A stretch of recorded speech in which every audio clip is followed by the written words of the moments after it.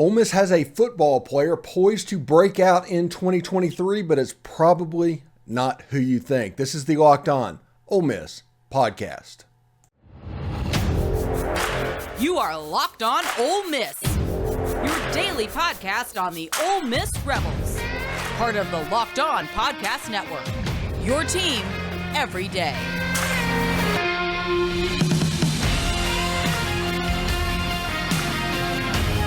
All right, welcome to the Locked On Ole Miss podcast. Hope everybody has a fantastic week this week. I'm Stephen Willis, and we are going to get right to it. Pegues has a chance to be the breakout player for Ole Miss in 2023. We're going to talk about quarterbacks ad nauseum. We're going to talk about Quinshawn. We're going to talk about those wide receivers and so many players offensively. But the success of the Ole Miss football team will in many ways come down to its defense. And the best player on his defense will be Pegues. And now, going back to what Chris Partridge and company did last year defensively with the three-man front, but it was essentially basically the look of a four-man front, if you think about it. Just bear with me. Defensive ends on the right side and the left side, and in the middle was a nose guard. So the player that got taken out to run this hybrid scheme defense is the three technique on defense. And that coincidentally is a position tailor-made for Pegues and his athleticism to play. So now with this defense coming in to where instead of one interior defensive lineman getting work all the time, you may have two, you may have three. So you're going to have a way that Pegues and Tywone Malone can absolutely contribute. At the end of last season, even at nose guard, it became readily apparent that Pegues was Ole Miss's best defensive lineman. They used him offensively against Mississippi State, but defensively, he was starting to make his bones. And against Texas A&M, he was a problem. He was a problem for that freshman quarterback. He was a problem for that center. And because of that, confidence grew for JJ. He became the dude on that defensive line because Cedric Johnson being a little bit injured, Jared Ivey kind of finding his way.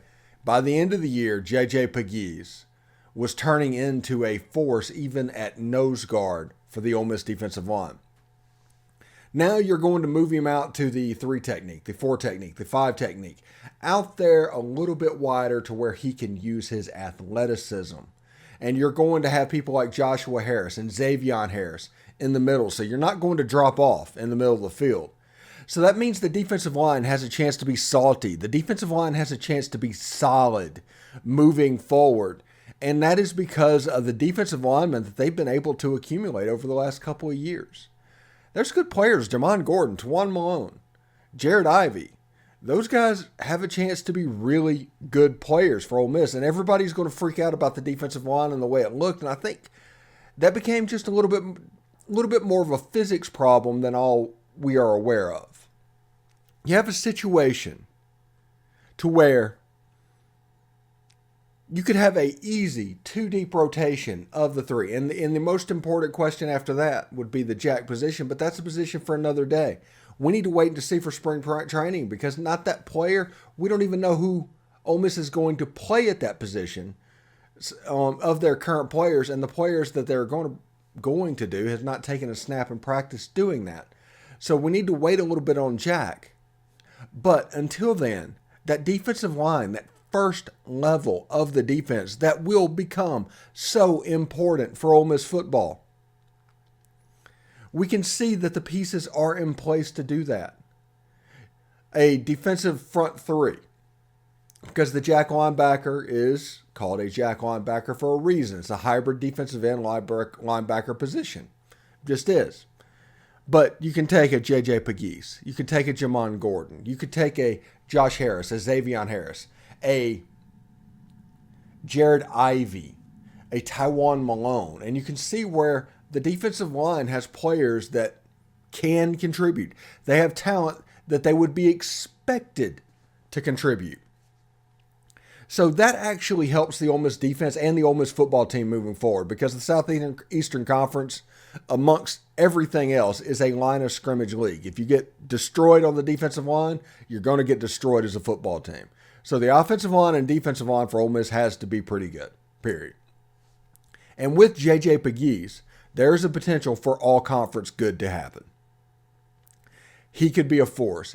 You could see a situation where he just explodes talent-wise. And just out of nowhere, it's like, we can't block that guy. I don't understand what's going on with him. And him sucking up double teams. Josh Harris, if he can also suck up double teams, that'd be a benefit for Cedric Johnson or Jared Ivey. That'd be a benefit for the Jack. That would make the entire defense perform better. Like I said, I've said many times, I do not expect this defense to be overly good in the first year. I'm expecting somewhere in the 80s. I'm expecting them to be, though, very good in turning the ball over and playing defense in the red zone. So that's what I think will happen with them. Their whole goal is going to be, let's steal some possessions for the offense because this offense has a chance to be elite good. Now, they still have to do it, but they have the pieces in place where that can happen. They have the scheme that can happen. They have everything that's there that means this could happen. It just needs to happen. If it doesn't, there's going to be a why. And we're going to ask questions, why? Defensively, if the defense struggles, we're going to ask questions, why? There's nothing wrong with people asking questions, why? Especially whenever you're not getting that answer. Because whenever you're left to our own devices here to try and figure out what's going on, we're going to ask that question, why? Because they're not answering it. So this means something to us. We're going to have that conversation. This channel is all about commentary and perspectives. Of course we're going to ask that question, why it's happening. So anyway, coming up after this, we will have our What You Talking About Willis segment.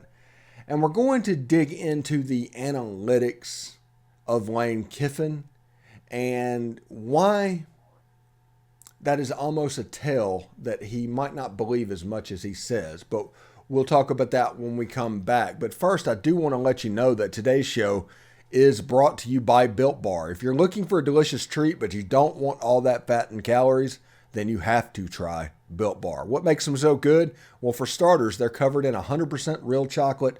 That's right, 100% real chocolate. They come in unbelievable flavors like churro, peanut butter brownie, and coconut almond. And I'm not sure how they do it, but they taste like a candy bar while maintaining amazing macros. What's even better, that they're healthy.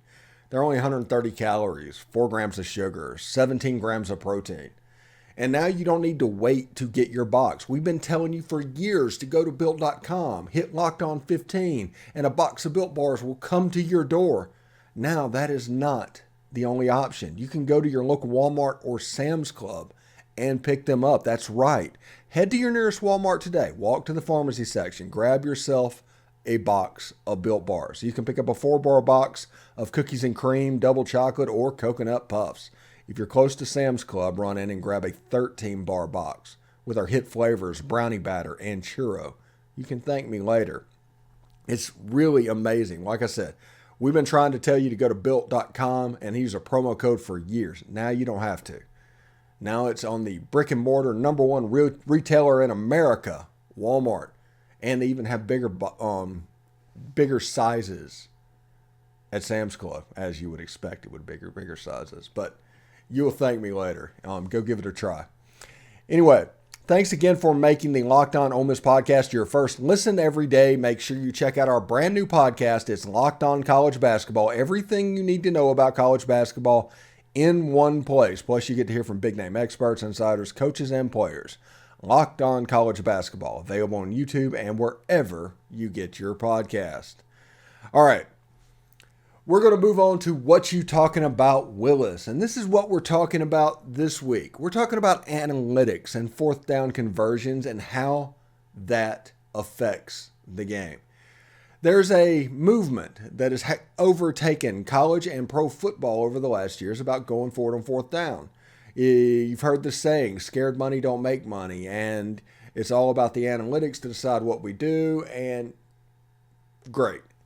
It's all well and good if you get that answer, though. it becomes a shield for when things don't go well. There's not an analytic situation in the world that tells you to go for it from your own 10-yard line on 4th and 18. That book doesn't exist, but we've seen that happen as well. So what is going on, I do believe, is analytics have become an armor for bad decision making and impulsive decision making and impatient decision makings. And the result of that is the knowledge that he may not think and believe into what he believes in as much as he says so. It's kind of a fake it till you make it situation. But here's the thing.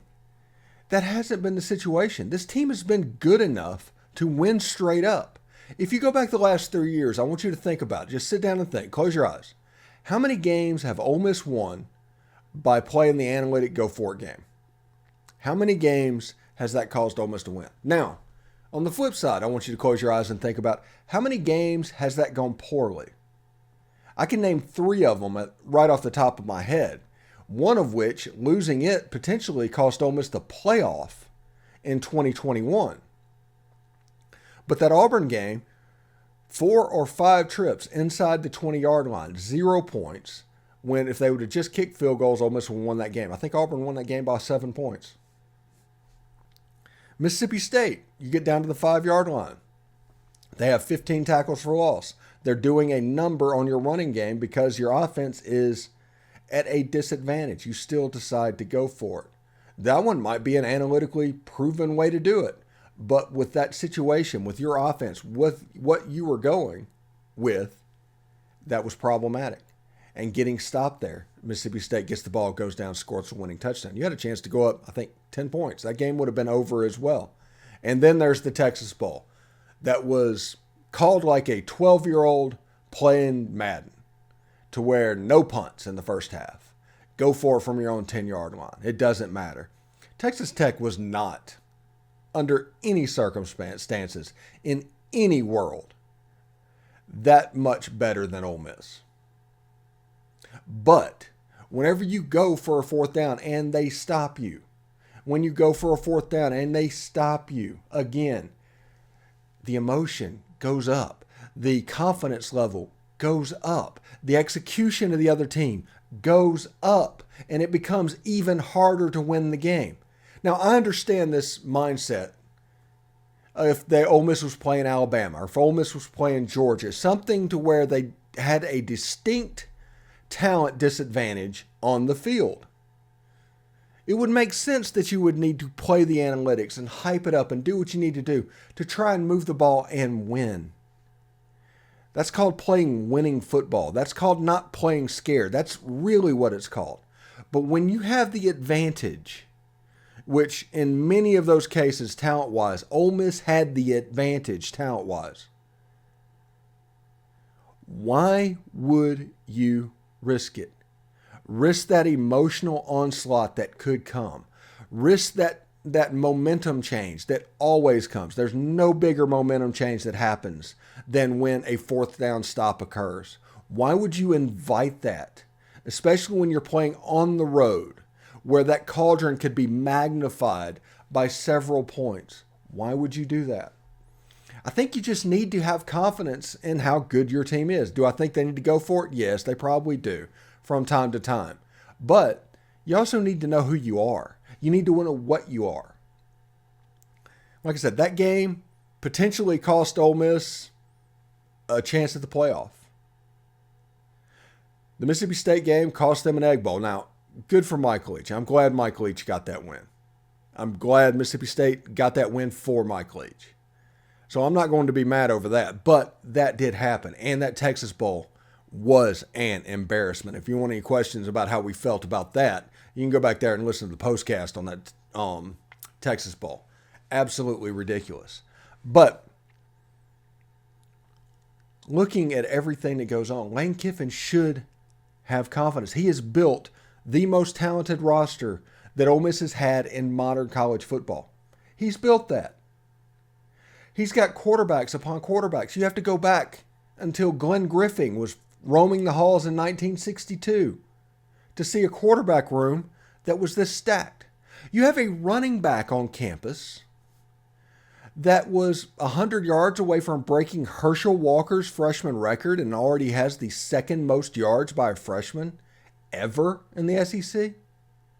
You only lose one offensive lineman, and you recruited multiples to come in. It should improve. Trey Harris and Chris Marshall have a chance to be so legit on the outside. More talent than you've had probably since 2018. Tight end wise. Caden Priestcorn coming in is a huge deal.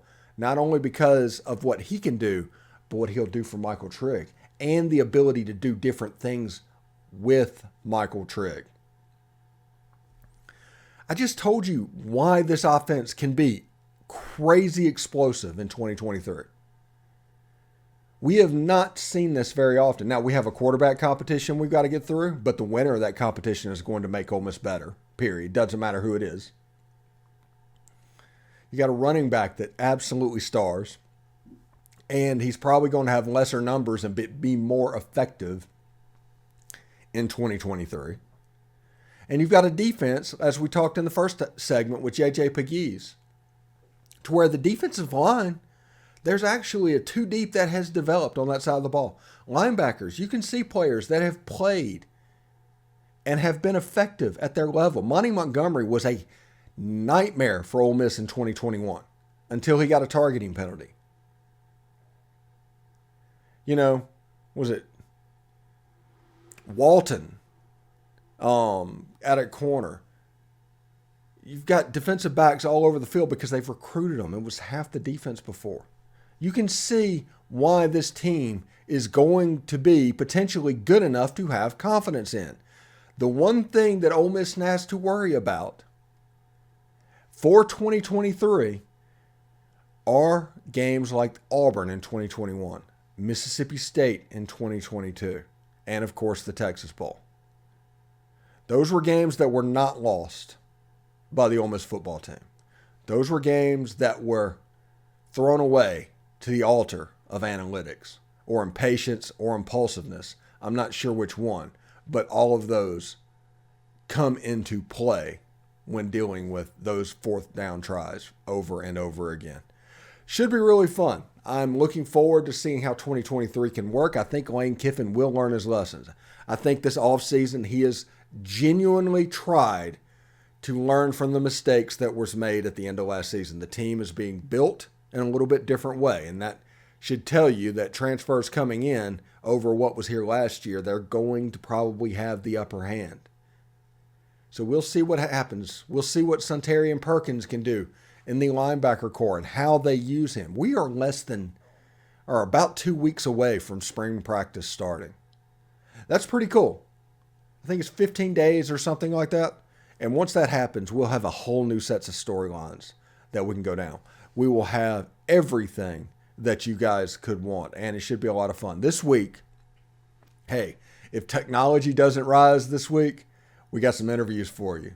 Actually, today, coming up after this break, we're going to have John Macon Gillespie from the Grove Report talking about the coaching search and the trip up to Minnesota and just whatever general news has been going on in Ole Miss sports.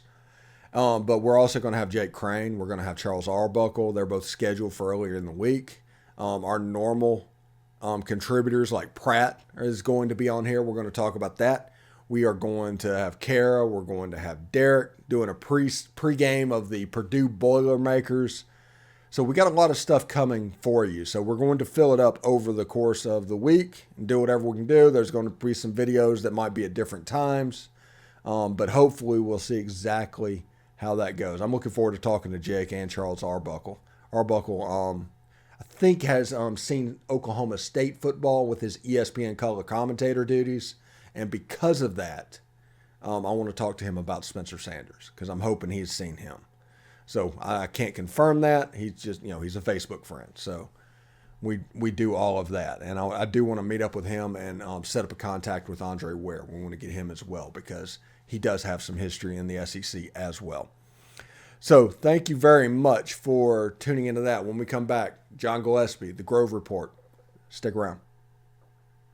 All right, thanks for making the Locked On Ole Miss podcast your first listen every day. We are, in fact, free and available wherever you get your podcast, including YouTube. Do us a favor, subscribe to the YouTube channel, hit the bell for notifications, upvote the video, and comment down below. And also, if you're looking for fantastic free content, you can always go over to the Grove Report with my friend John Gillespie, who joins us today. How you doing, John?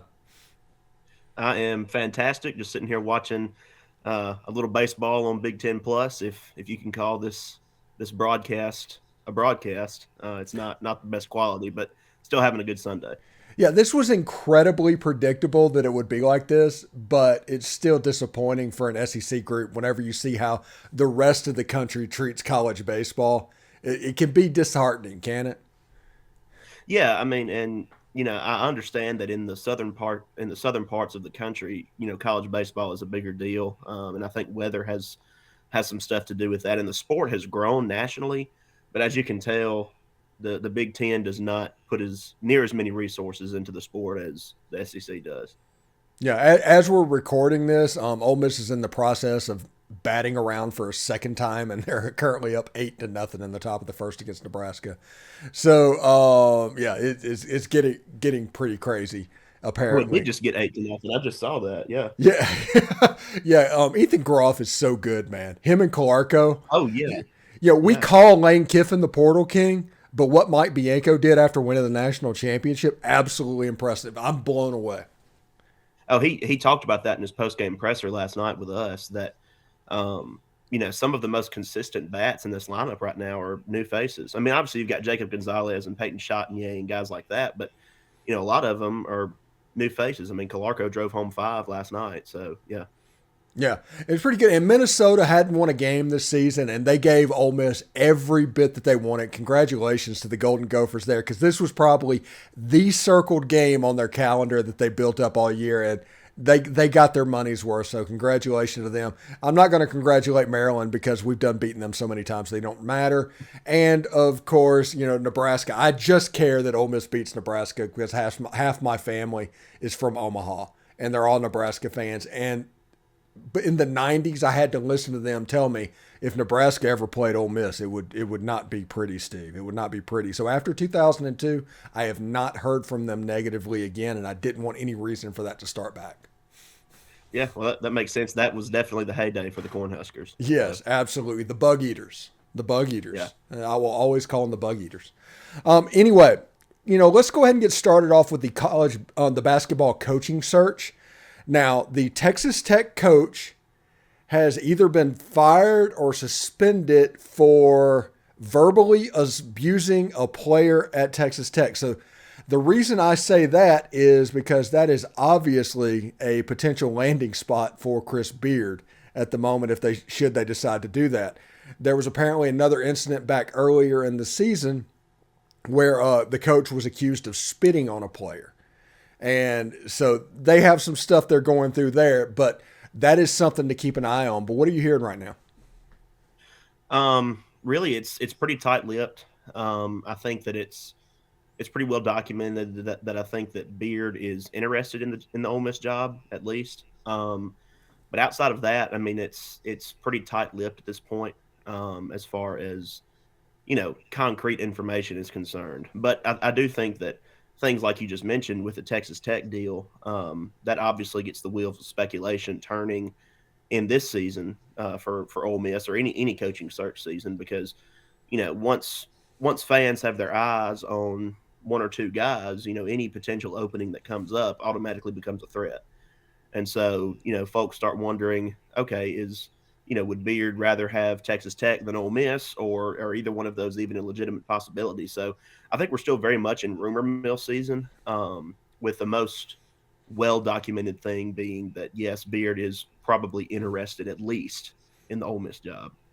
The funny thing is, I think Ole Miss plays Wednesday night against South Carolina. And by the way, if anybody is looking for conspiracy theories, if you look at Ole Miss's draw, there's a chance they could make the semis. There's also a chance they could go out the first night. But they beat South Carolina. They get Tennessee, which they played within 4 points during the season. And if they win that game, they get Missouri, which is a game that they just played the tar off of them.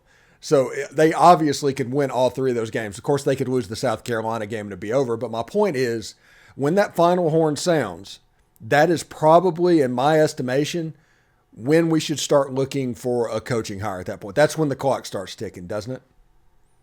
I think so, yeah. I think as soon as it can happen once the season is over, I mean, like that last horn, whenever that is for Ole Miss, because, barring a winning of this tournament, they're obviously not going to the NCAA tournament or the postseason. Yeah, I think that's definitely when you should keep your eyes and ears open for some kind of announcement in, the next day or two right there with that. Absolutely. Well, let's change gears here real quick. I don't have too much time with you, but I have a little bit. The NFL Combine was this weekend, and Malik Heath did not have the best combine. Jonathan Mingo, on the other hand, kind of did. What are your overall impressions of it so far?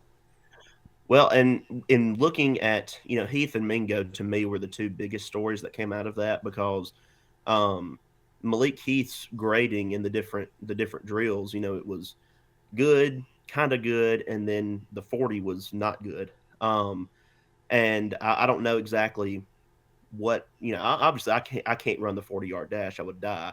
But I know that there are very small, intricate details that can influence those times. And I think Malik Heath is plenty fast in order to play at the next level. But obviously he didn't have a great showing there. But Jonathan Mingo, man, his 40 time was nice. And he, of course, we've known for a while that he had, big league potential, I guess, if you want to put it in those terms. But man, if the combine is any indication, I think there are going to be some teams who are chomping at the bit a little bit to get a hold of that Mississippi native. Yeah, and I think Tavius Robinson ran pretty well as well. Yeah, and I think that one of the biggest disappointments to me was that Zach Evans was not able to compete because of an injury. I haven't heard if he's going to try to go at Pro Day for Ole Miss, but I was kind of looking forward to that myself, just kind of seeing how, because he's had injury troubles throughout his college career, but we all know that his athleticism is off the charts. So I kind of wanted to see how he did in that setting, but obviously we weren't blessed enough to get to see that. But I do hope that he's able to go at Ole Miss's Pro Day. I think that's late this month. So, we'll see. I mean, these guys have another opportunity to kind of put their talents on display, but it'll be in Oxford, obviously. Okay, and changing the subject a little bit again. On today's show, I'm doing a segment of what you're talking about Willis and talking about Lane Kiffin and analytics and going forward on fourth downs. That is my subject right now. And my argument, my thing that I'm talking about is analytics has become an armor to cover up bad decision making and impulsiveness and impatience. And I think that happens. And I pointed out the Auburn game from 2021. If Ole Miss wins that, they might be in the playoff. And that would, to do that, they just need to kick field goals inside the 20-yard line. Mississippi State last year, they kick a field goal instead of going for it from the 7. All of a sudden, they're up by 10 points, probably win that game as well. The Alabama game in 2021, the Texas Bowl last year. There's been many examples of analytics costing Ole Miss football games as opposed to analytics winning Ole Miss football games. What say you? Well, I think I'm actually a fan of the analytics side of it, but it may also be because I have an aggressive personality. I'm not exactly sure. I do think that sometimes, yes, especially, the Texas Bowl especially comes to mind with some of the aggressive calls on fourth down there. But, deep in your own territory. And just from I don't know if common sense is the right word, but just from a, common practice perspective, that's kind of a no-no in the coaching industry. But I do think that, Lane Kiffin said when he was hired at Ole Miss that, hey, this is going to be how we kind of run things. And coming from the uber conservative approach of the Matt Luke era to this, I think was kind of a breath of fresh air for Ole Miss fans. And when it works, you'll notice that people praise the decision. When it doesn't work, they obviously don't. I think that's just kind of the nature of the business. But, yeah, I mean, I can see how, putting something behind, like you said, that armor or that shield of analytics saying, okay, this is what the book said, kind of gives you maybe in Kiffin's mind a way out from a decision that didn't work out. If that makes sense. I know that's kind of a rambling way to explain it, but yeah, I can see that. And I'm not a math guy. I never have been. But obviously analytics are very math driven. And so, there are people who are smarter than I am who handle all that kind of stuff. But, I personally, to go back to my original point, I do like the aggressive nature of his play calling sometimes, but, there are other times where I'm like, even though the book says one thing, looking at the feel of the game might need to say something else.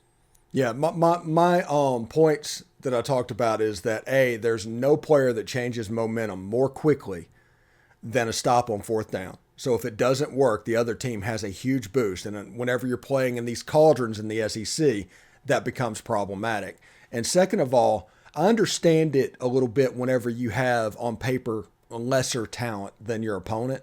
But when you are you have more talent than everybody else on the field, why take the risk? Why give them the boost? Why, that's my thought there. Yeah, that's true. And I've never really thought of it that way, but that is a good point. I guess kind of the way that you're seeing it is, why give the less talented team more belief that they're actually in this game kind of thing. Mm-hmm. Yeah, I mean, I can see that, because you are right. I mean, it is a big momentum swing whenever a defense gets off the field on fourth down, because usually, field position is a lot of times involved and things like that, or, just the simple fact that the offense didn't come away with points. I mean, that's a big deal. And, I have friends who say that momentum doesn't exist. I think it absolutely exists, because I think a lot of sports in general is played in between your ears and your brain. It's a mindset thing, along with physical capabilities, of course. But if your mindset's not in the right place, or you have a big letdown or a big boost like that, yeah, that's going to affect crowd. That's going to affect play calls. That's going to affect all kind of things. And so it may not be a tangible thing, but I absolutely think that momentum exists. And I think that you may be right there. Yeah. And anybody that doubts momentum, just go back and look at the 2015 Memphis game. That game turned on a fourth down play, and at that point, Memphis had all the confidence in the world and went out and just dominated the rest of that football game. When before that, if you hadn't have done it, you're probably up 17-7, and things are just kind of murking the waters, and you end up winning that game 31-17. But as it sits, you end up losing the ball game. I think a lot of people remember that game because of the Kimdichie injury on offense. On fourth down. Exactly, yes. But I think some people forget just how in control of that game Ole Miss was early. I mean, very early. But it seemed like that this was not going to be a contest. And then it's just like the air is let out of the balloon there. So, yeah, I can totally see that. Yeah. And like I said, we're in a situation where we do it. It's kind of what we are, and that's fine. But, I mean, we can talk about it. We can, nobody else is going to answer the question, so we can speculate on why and how and whether or not it's the right thing to do. That's the reason we pay our money, right? Those people get paid big bucks to make those decisions. We get paid much lesser bucks to analyze the decision. So yes. And some of us get paid none bucks, so it's all good. Well, that's true too. Yeah. So, but like I said, he gets to do it. He sticks to his guns. I do respect the heck out of that. That even whenever Auburn happens, he comes back and does the same thing. It would be different if it was up and down based on success rate, but it is a philosophy, and I do respect that. I just question whether or not that philosophy is the right one when Ole Miss is where it is now. Not where it was in 2019, but where it is right now. I think that has changed a little bit. That's my opinion on that one. Yeah, no, I totally agree. All right. Anyway, thanks for making the Locked On Ole Miss podcast your first listen every day. Make sure and check out our new podcast, Locked On College Basketball. It has everything you need to know about college basketball in one place. Plus, you can hear from big-name experts, insiders, coaches, and players. It's Locked On College Basketball. It's available on YouTube and wherever you get your podcast. Anyway, everybody needs to go to the Grove Report. Check out all their great stuff. I'm on their text thread so I can see what's coming out early. They got tons of stuff over there. There's always stuff breaking. John's got you covered. John, thank you very much for coming on the show today. And it doesn't look like they've scored a run in the second inning, so it's still 8-0. So I haven't kept you too long. No, that's fine. That's fine. I appreciate it, Stephen. Thank you. All right. See you later, bud.